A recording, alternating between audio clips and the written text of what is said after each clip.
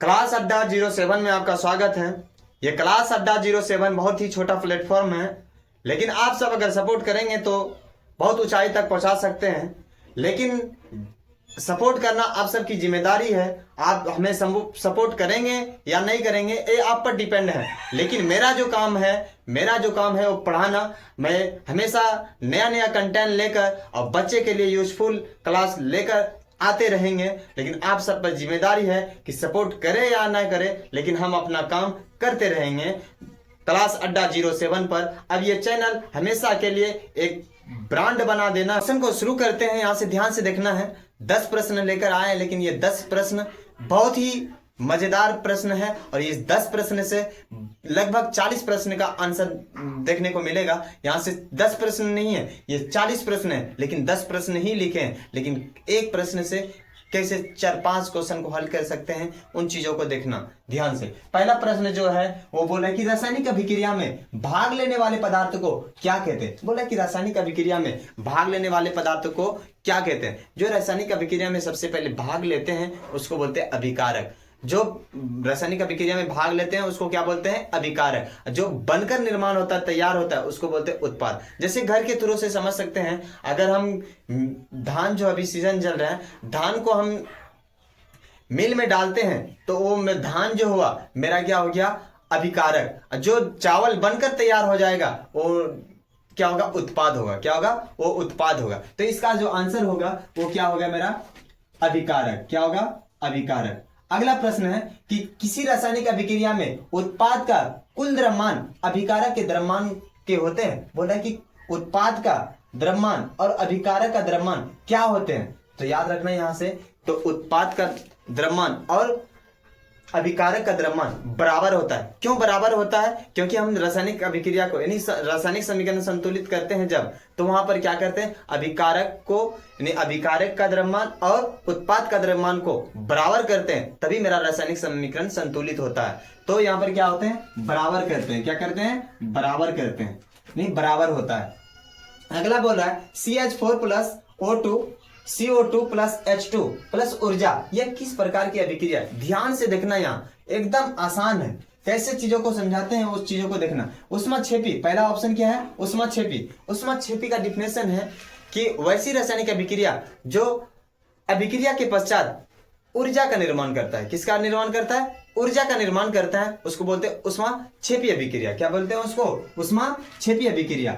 और ऊष्माशोषी क्या होता है, अभिक्रिया के पश्चात क्या होता है, ऊष्मा अवशोषित हो जाता है, नहीं खत्म हो जाता है, तो उसको बोलते हैं ऊष्माशोषी अभिक्रिया। तो यहाँ पर क्या हो रहा है, अभिक्रिया के पश्चात उत्पाद में क्या हो रहा है, ऊर्जा का निर्माण हो रहा है। तो ऊर्जा का निर्माण होगा तो वो कौन होगा, ऊष्माक्षेपी अभिक्रिया होगा। कौन सा होगा, ऊष्माक्षेपी अभिक्रिया होगा।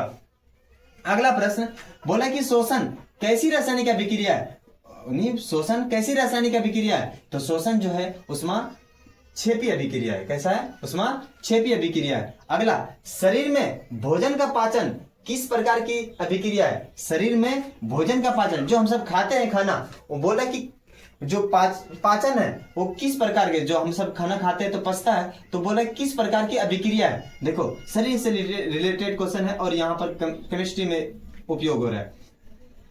तो ये होगा वियोजन अभिक्रिया। सर वियोजन अभिक्रिया क्यों होगा, क्योंकि किसी एक पदार्थ से टूटकर नए 2 या 2 से अधिक पदार्थ का निर्माण होते हैं, उसको बोलते हैं वियोजन अभिक्रिया। क्या बोलते हैं उसको, वियोजन अभिक्रिया बोलते हैं। जैसे अगर मेरा AB है और अभिक्रिया के पश्चात ये A+B में टूट जाएगा, तो इसको बोलते हैं वियोजन अभिक्रिया। क्या बोलते हैं, ये वियोजन अभिक्रिया है। तो इसका जो आंसर होगा 5 नंबर का जो आंसर होगा वो होगा डी, ऑप्शन नंबर डी, वियोजन अभिक्रिया।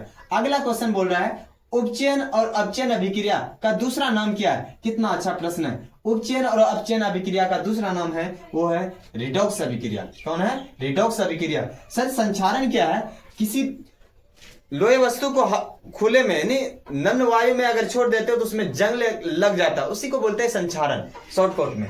और उसके बाद होता है विकृत गंधिता। क्या है विकृत गंधिता, तेल तथा वसा युक्त खाद्य पदार्थ को कुछ लंबे समय तक रखते हैं। जैसे घर में ही सब्जी देख लो, सब्जी को 2 दिन 3 दिन फ्रिज में अगर नहीं रखेंगे तो ऐसे रखेंगे तो क्या होता है, उसमें गंध आ जाता है, नहीं खराब हो जाता है, तो उसी को बोलते हैं विकृत गंधिता। क्या बोलते हैं उसको? विकृत गंधिता। तो उपचयन और अपचयन अभिक्रिया का दूसरा नाम क्या है? रिडॉक्स अभिक्रिया। क्या है? रिडॉक्स अभिक्रिया। अगला क्वेश्चन पूछ रहा है, अगला क्वेश्चन बोल रहा है कि दीवारों पर सफेदी करने के लिए किसका उपयोग किया जाता है? यानी इसका जो दीवार पर जो सफेदी करते हैं उसका जो रासायनिक सूत्र क्या है? तो उसका जो होगा CaOH होल 2, यानी कैल्शियम हाइड्रोक्साइड। कैल्शियम हाइड्रोक्साइड इसका जो आंसर होगा वो कैल्शियम हाइड्रोक्साइड। अगला प्रश्न है, चिप्स के पैकेट में जो बच्चे सब खाते हैं में कौन सी गैस डाली जाती है? चिप्स के जो थैली में है वो उसको लंबे समय तक रखने के लिए उसमें नाइट्रोजन गैस का प्रयोग किया जाता है। कौन सा गैस का प्रयोग किया जाता है? नाइट्रोजन गैस का प्रयोग किया जाता है। उसमें कौन सा गैस डाला जाता है? नाइट्रोजन गैस डाला जाता है। अगला प्रश्न है, C+O2 और अभिक्रिया के पश्चात बोल रहा है CO2, यह किस प्रकार की अभिक्रिया है? देखो यहाँ दो तत्व था और दो तत्व मिलकर एक यौगिक का निर्माण, यानी जोड़कर CO2 बनाया। जैसे यहाँ पर एग्जांपल से समझना, अगर मेरा A+B है और ये अभिक्रिया के पश्चात AB बन जाएगा, यानी ये दोनों आपस में क्या हो गया? जुट गया, तो ये हो जाएगा संयोजन अभिक्रिया। कौन सा हो जाएगा? संयोजन अभिक्रिया। संयोजन का मतलब ही होता है जुड़ना, अभियोजन का मतलब होता है टूटना, अलग होना। तो इसका आंसर जो होगा संयोजन अभिक्रिया होगा। कौन सा होगा? संयोजन अभिक्रिया होगा।